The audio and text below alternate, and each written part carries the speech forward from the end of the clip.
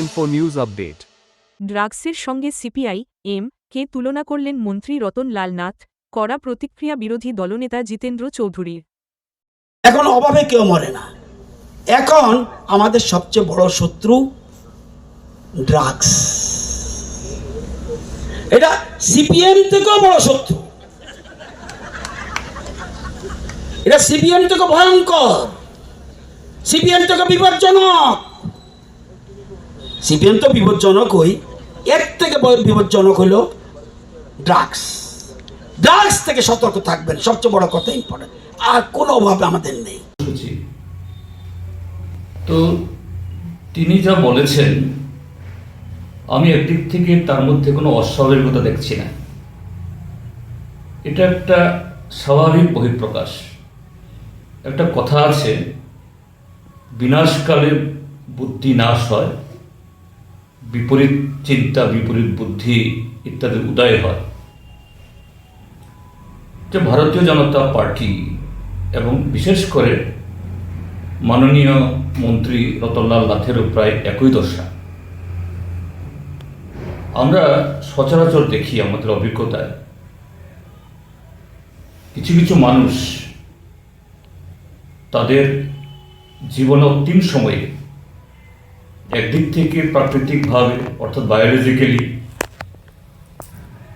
যে তাদের অতীত জীবনে যে ভুল ভ্রান্তি হয়, এটাকে সংশোধন করার কোনো সুযোগ নেই, বা সেরকম যে শারীরিক মানসিক দিক থেকে তার ক্ষয় শুরু হলে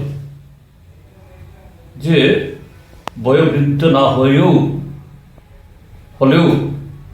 এর থেকে বেরিয়ে আসতে পারেন না, তখন স্বগতোক্তি অর্থাৎ অবচেতন মনে বা সচেতন মনে তারা কিছু তাদের মনের ব্যর্থতা তারা প্রকাশ করে। এটাও তাই। আমি সেদিক থেকে মাননীয় মন্ত্রী মহোদয়কে ধন্যবাদ জানাবো। তিনি তার সেই প্রক্রিয়াটাই স্বাভাবিকভাবে প্রকাশ করেছেন যে ঠিক আছে, সিপিআইএম বা কমিউনিস্ট পার্টি বিজেপি দলের রাজনীতির শত্রু, মতাদর্শগত দিক থেকে সম্পূর্ণ তার বিপরীত।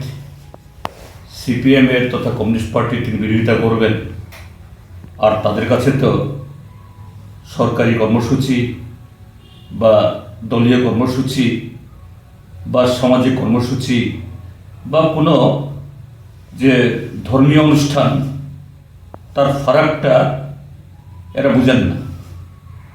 যেখানে সেখানে তাদের বক্তব্য তারা এইভাবেই অবলেলে তারা বলেন। তো কমিউনিস্ট পার্টির চাইতে যদি ড্রাগ খারাপ হয়, হ্যাঁ ড্রাগ তো অবশ্যই, এটা তো সত্য বলেছেন।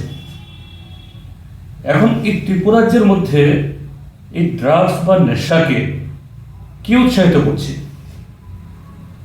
নেশা, হ্যাঁ এটা নতুন করে তৈরি হয়নি, 2018 বিজেপি সরকার আসার আগেও ছিল, কিন্তু এইভাবে নেশার রমরমা, ট্রাক ভর্তি, ওয়াগন ভর্তি, গোডাউন ভর্তি, এবং ত্রিপুরাজ্যের পুলিশকে আইন শৃঙ্খলার চরম অবনতি ঘটার পরও সেদিকে নারী নির্যাতন, ধর্ষণ, খুন, লুট হচ্ছে, পুলিশ এসবে নজর দিতে পারছে না।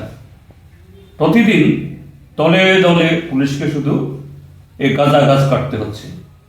কোন আমলে? বিজেপির সময়েতে।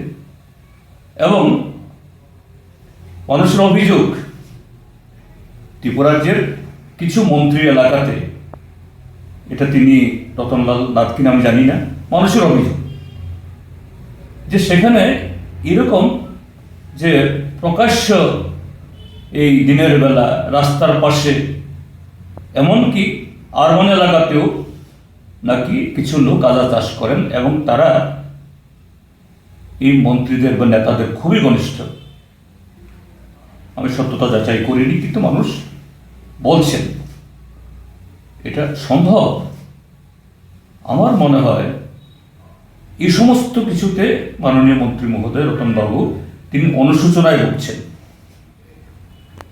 কাজেই এটা এইভাবে বহিঃপ্রকাশ করে পরোক্ষে শত্রুর বিরুদ্ধে কথা না বললে তো হয় না, রাজনৈতিক শত্রু।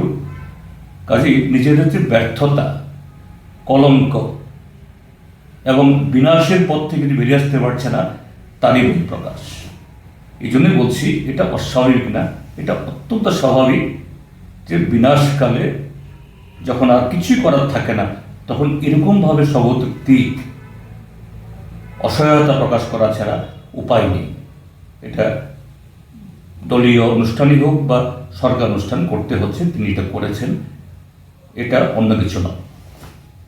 Subscribe to Tripura Info and press the bell icon so that you never miss any latest updates and news on Tripura.